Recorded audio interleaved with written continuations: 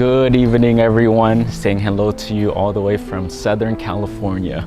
And for those who have been following along on this journey, we've been in the United States here for almost 5 months. So the time has just been passing us by. We went to Atlanta, Georgia. We went to North Carolina, we went to Alabama, and now we're back home in California. And as of this week, for myself, I got an opportunity to finally go back to my family home, to see my parents, my relatives, my nieces and nephews, and the people that I grew up with. And it was very exciting. Driving back to San Diego, and as I'm approaching the house, to see my old neighborhood was just wonderful. To see my parents and my family again, it's been such a long time. It's been years actually. And for my parents, I haven't seen them since my ordination in Thailand. And my brothers, I haven't seen in even a longer time than that. So to have everyone come back here, to catch up with everyone, see how everyone was doing, was just very loving and just very wonderful. And I was excited to go back home. However, with that, it was also bittersweet. And for our family, just to share something personal, is that we experienced a death and a loss in our family. So with that, then our parents or our family decided that they wanted to do a homecoming, but also to do a ceremony to honor those that passed away. And it was nice because we got to see everyone again. We did the ceremony where everyone got to participate. We got a chance to meditate together. They offered, this is a Buddhist tradition, but they offered robes to the monks. They made donations to the monks and the temple. They got to offer food into a bowl, just again, traditional Buddhist style for alms offering. And then they offer food to the monks. It was nice because we got an opportunity to share wisdom. And for me, this is the purpose of this video, to get a chance to talk about death. And we haven't had this opportunity in a while. So for me, I wanted to share the wisdom that we shared with all the participants and my family on that day. And for anyone who has experienced a death in their lives, hopefully these are the wisdom, or this wisdom can be helpful and supportive to your journey. So these were the 4 things that we were able to share with everyone in attendance.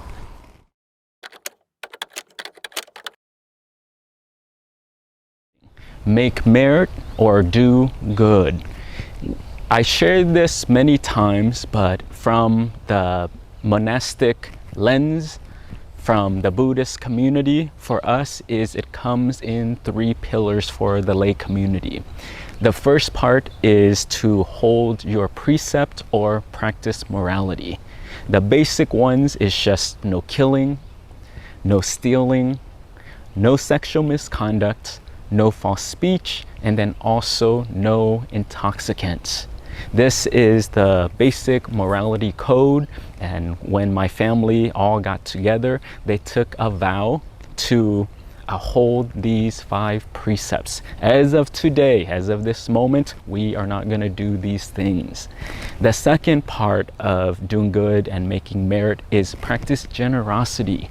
Give of your time, give of your resources, give of your effort, give of your advice, asking for forgiveness. So these are aspects of giving.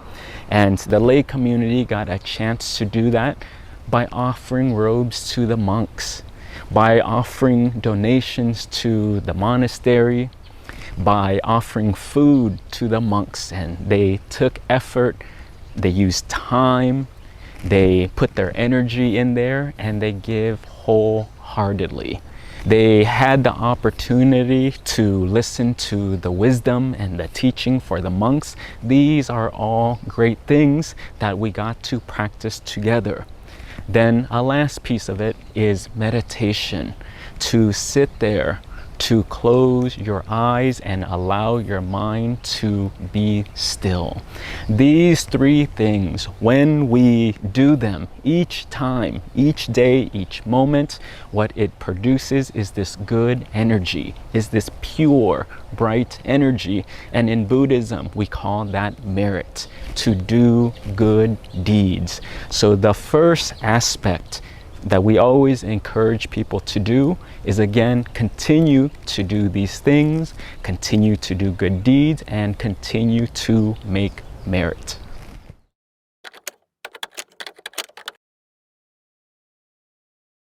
So the second piece of that is then share your merits, or share this good deed that you cultivated. When we do these things, like I said, it produces this pure energy.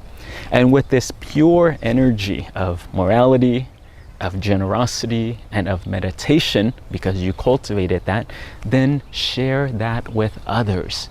And it's transferable, where we share this positive energy with those in the room with us. Then from that, we share this energy with our city, with our community, with our state, with every single continent in the world, the whole universe, to all beings out there.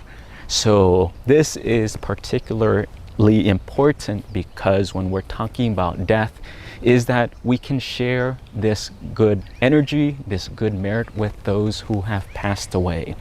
And many times when people do lose loved ones, in the West, we feel disconnected. And sometimes we can feel hopeless and we lost them and there's nothing I can do at this point. But the wisdom of the monastery says, no, you can, because you still have this life, you can still do good. And with this goodness and this energy that you produce, please share this energy with your loved ones and they can receive it. And you've seen the videos of us doing alms round in Thailand. And the question that I get asked all the time is, when people offer food to the monks in the bowls, then afterwards the monks give them a blessing and the lay people are pouring water out onto the street. What is that they're doing? And this is the tradition. And Buddhists, they believe that when you do good deeds with this good energy, now that it's cultivated, please share it with those who have passed away and your loved ones who have passed away. And this can definitely be done. So continue to then share your merits.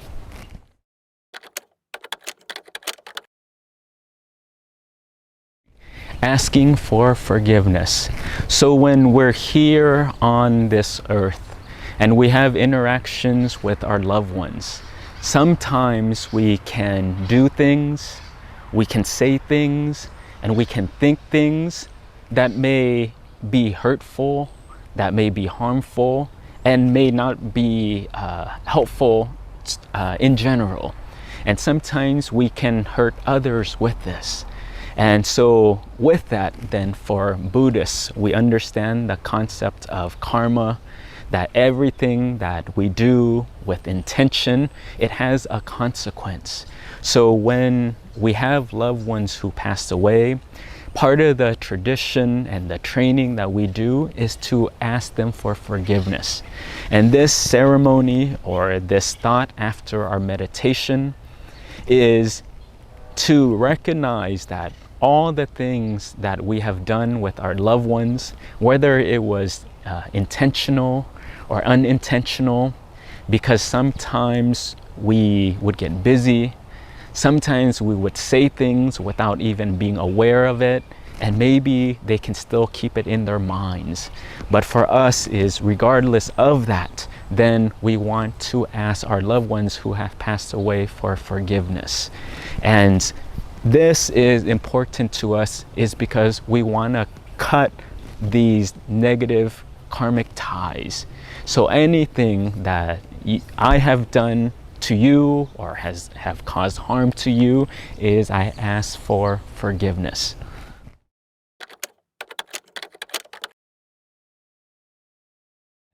Reflect on death.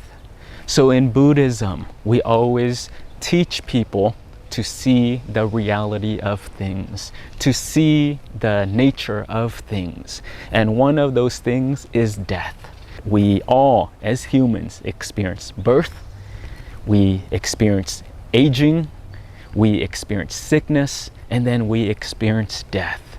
And when it comes to death, we don't know when it will happen, we don't know where it will happen, and then we don't know how it will happen or when the time will arise. However, we do know that it will come for all of us, regardless of your background, your social status, anything, you will come to this point. And with that, we want to use death as a reflection, because then one is you can reflect on the lives of those who passed away, the good deeds that they have done. We can take those things with us and we can integrate that with us. The things that were not so healthy, then that gives us a warning of how to live our life as well.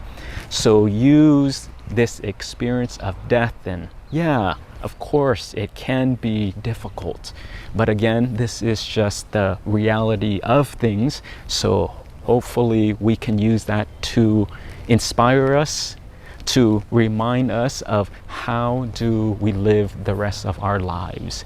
And speaking from my family and the relatives who passed away, we get to reflect on our grandpa who passed away, my grandma who passed away, my aunts, my uncles, and everyone brought pictures of their loved ones who passed away.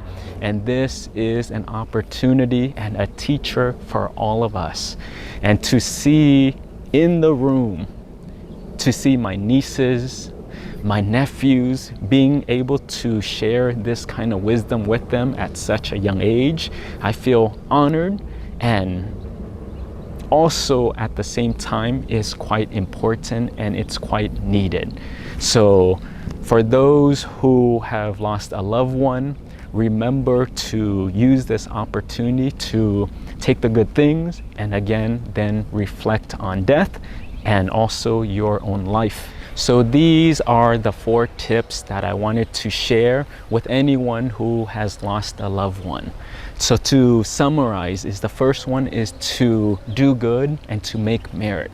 This is through the moral training, holding the 5 precepts, through generosity, and then through meditation. Do these good deeds because it produces pure merit and pure energy. The second one is then to share this good energy with those who passed away.